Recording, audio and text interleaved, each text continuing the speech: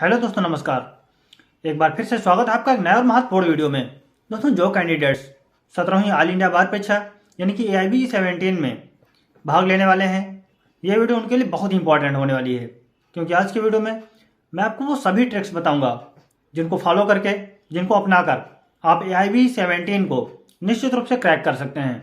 AIBE 17 में निश्चित रूप से पास हो सकते हैं। और इसी वीडियो में बताऊंगा कि आपका सिलेबस क्या है, AIBE 17 का फॉर्म अप्लाई करने के लिए किस कैटेगरी के लिए कितनी फीस है, लीगल अपडेट्स के लिए, लीगल इन्फॉर्मेशंस के लिए, लीगल वीडियोस के लिए। आप इस वीडियो को जल्दी से लाइक कर दीजिए। चैनल पर नए हैं तो चैनल को सब्सक्राइब करके बेल आइकन भी दबा दीजिए, ताकि आने वाली हर वीडियो की नोटिफिकेशन आपको सबसे पहले मिल जाए।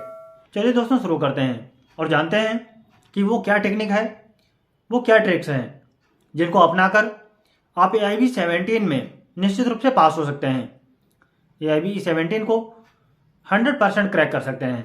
दोस्तों, पहली बात, जिस दिन AIBE 17 के लिए यानी कि 17वीं ऑल इंडिया बार परीक्षा देने के लिए आप एग्जाम हॉल में जाएं, तो जब आप एग्जाम हॉल में हों और आपके सामने आपकी बुकलेट और OMR शीट दोनों हो, तो पहले आपको सरसरी तौर पर अपनी बुकलेट को देखना है।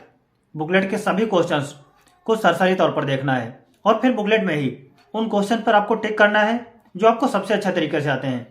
फिर उन क्वेश्चंस पर टिक करना है जो कि सेक्शंस, ऑर्डर्स या आर्टिकल्स पर बेस्ड हैं, यानी कि जिनको बैर एक्ट से देखकर टिक करने की जरूरत है। जैसे कि अगर कोई क्वेश्चन कॉन्स्टिट्यूशन का है, आर्टिकल 21 का, तो आपको अपने कॉन्स्टिट्यूशन से जल्दी से आर्टिकल 21 खोलना है और देखना है कि उसमें क्या है, उसका टाइटल क्या है।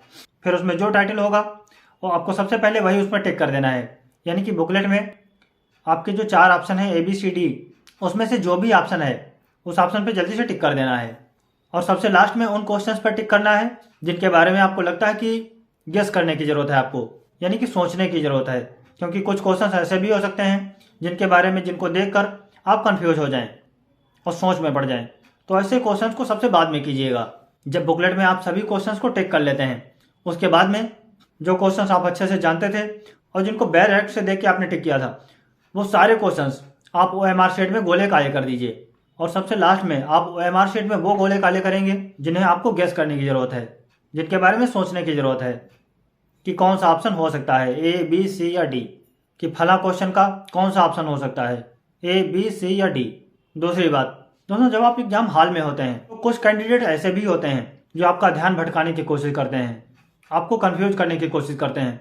तो आपको ध्यान ये रखना है कि आपको सिर्फ और सिर्फ अपने काम पर फोकस करना है, अपने वर्क पर कंसंट्रेशन करना है, ना किसी से कुछ पूछना है, ना किसी को कुछ बताना है। तीसरी और महत्वपूर्ण बात, दोस्तों, जैसा कि आपको पता है कि ऑल इंडिया बार परीक्षा में निगेटिव मार्किंग नहीं होती है, तो आपको सभी 100 क्वेश्चंस यानी कि सभी 100 प्रश्नों को आपको अटेम्प्ट करना है, एक भी प्रश्न छोड़ना नहीं है। इस मौके से बिल्कुल भी मत चूकिएगा, क्योंकि जिस एग्जाम में, जिस कंपटीशन में निगेटिव मार्किंग होती है उसमें थोड़ा सा डर बना रहता है, लेकिन ऑल इंडिया बार एग्जामिनेशन में ऐसा नहीं होता है। इसमें आप निश्चिंत होकर विदाउट फियर सभी क्वेश्चंस आप अटेम्प्ट कर सकते हैं।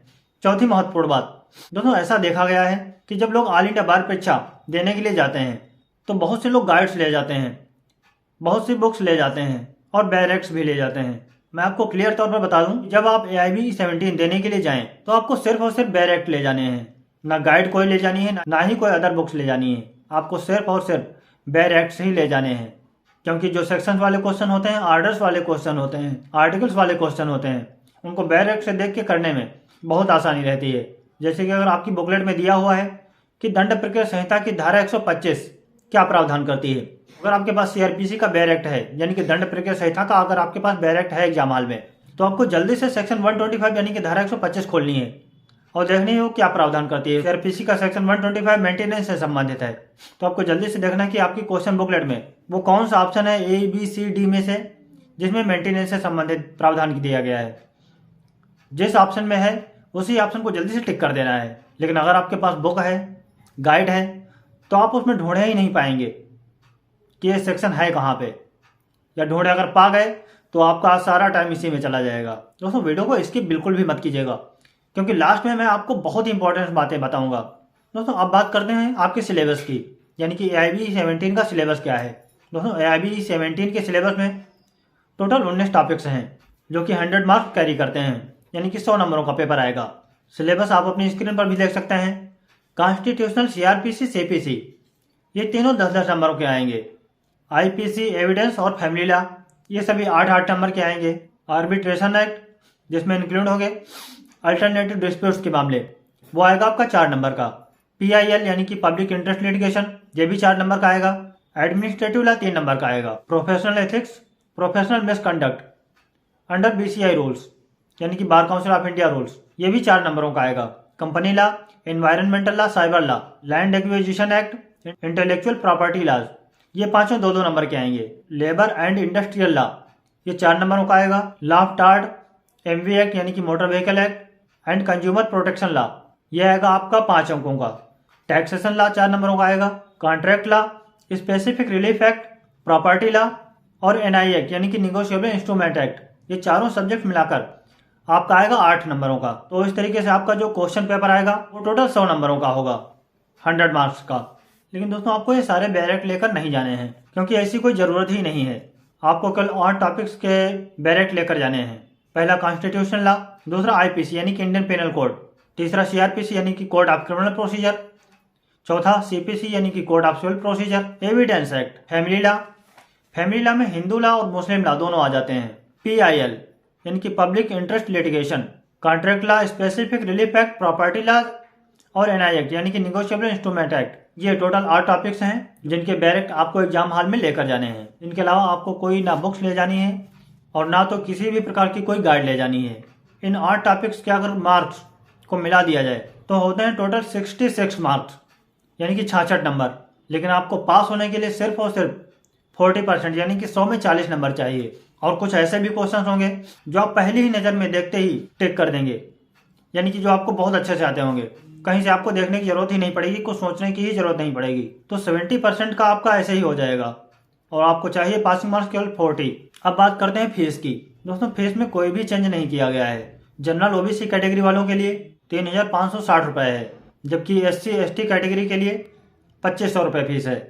तो दोस्तों आज के वीडियो में हमने कवर किया कि वो कौन सी ट्रिक्स अपनानी है, कौन से रूल्स फॉलो करने हैं, जिनको अपनाकर आप AIB 17 को निश्चित रूप से क्रैक कर सकते हैं। AIB 17 में निश्चित रूप से पास हो सकते हैं। और आपका सिलेबस क्या है, कौन से बैरेक्ट आपको लेकर जाने हैं, कौन सा सब्जेक्ट कितने नंबरों का आता है और फीस कितनी है। इसके बाद भी अगर आपकी कोई क्वेरी है, कोई कमेंट है, तो कमेंट बॉक्स में जरूर लिखें और मुझे बताएं कि अगला वीडियो मैं किस लीगल टॉपिक पर बनाऊं। दोस्तों आज की वीडियो में इतना ही। इस वीडियो में मेरे साथ आखिरी तक बने रहने के लिए आपका बहुत बहुत धन्यवाद। मैं फिर से मिलूंगा आपको किसी नए और इम्पोर्टेंट वीडियो में। और हाँ दोस्तों, लीगल अपडेट्स के लिए, लीगल इन्फॉर्मेशन के लिए, लीगल वीडियोज के लिए इस वीडियो को आप जल्दी से लाइक कर दीजिए। चैनल पर नया है तो चैनल को सब्सक्राइब करके बेल आइकन भी दबा दीजिए, ताकि आने वाली हर वीडियो की नोटिफिकेशन आपको सबसे पहले मिल जाए। Keep learning, thanks for watching.